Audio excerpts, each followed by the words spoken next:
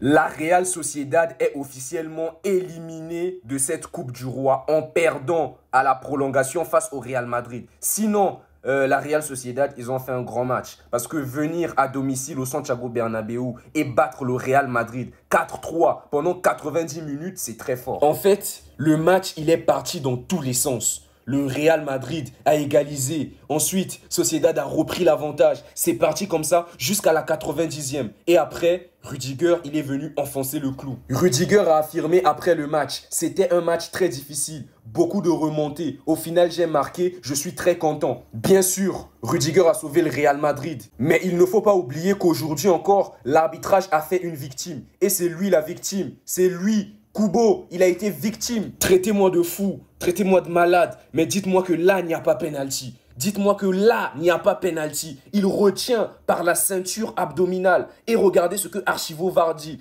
Archivo VAR estime que le corps arbitral a pris la bonne décision en ne sifflant pas penalty pour cette situation. Regardez, bien qu'il y ait contact avec Vinicius, mais Kubo se laisse tomber trop vite. Quoi? Non, en fait, cette décision, ça m'a fait voir que vraiment, les arbitres espagnols, ils n'ont plus rien à faire sur ces terrains.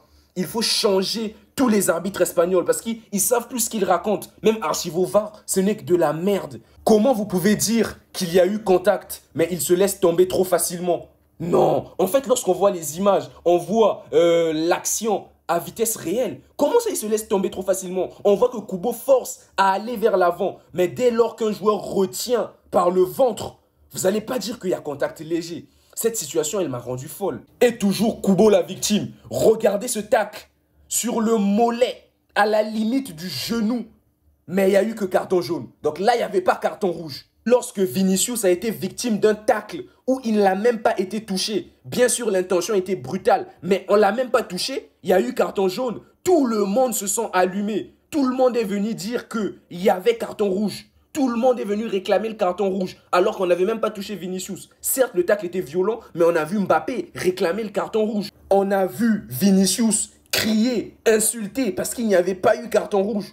Non, les Madrilènes, ils veulent juste que tout aille dans leur faveur. Et les médias, Instant Foot, lorsque c'était Vinicius, ils se sont allumés. Ils ont tous parlé du tacle assassin. Mais lorsque Vinicius a tiré Kubo dans la surface, ils ont fermé leur clapet. Ils étaient tous muets. En parlant de faute, il y a aussi eu ça. Nombreux ont dit, non, là, fallait qu'il y ait penalty, Jude Bellingham, patati patata. Mais après, il ne faut pas oublier que le gardien, il est dans son petit carré.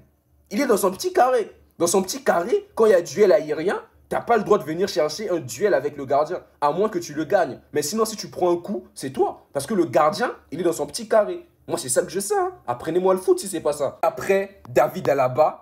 Voilà, c'est comme ça au Real Madrid. Il a marqué un but 35 ans. Il s'est fait allumer par tous les supporters du Real Madrid. Je vois beaucoup de gens dire qu'il n'a plus sa place au Real Madrid, patati patata. Même Camavinga, il n'a pas fait un bon match. Mais c'est comme ça au Real. On sait que quand tu fais un sale match, on t'éteint. Donc c'est ça aussi la vie de footballeur. Ils doivent supporter. Après, il faut parler d'Hendrick. Il a marqué un super but aujourd'hui et il devient le premier joueur du Real Madrid à marquer 5 buts dans la même édition de la Coupe du Roi depuis Cristiano Ronaldo pendant la saison 2012-2013 qui en avait mis 7. Et il faut aussi parler de lui là, ce tismé bien taillé. Jude Bellingham, il a fait un bon match. Avec des retournées acrobatiques, j'ai vu tout ce qu'il a proposé. Bellingham, ça reste un grand joueur, un bon joueur actuellement. Et on peut voir cette page madrilène qui est en train de laver Lucas Vazquez et Alaba. Regardez, cela me fait mal de le dire, mais ils ne sont pas au niveau pour jouer au Real Madrid.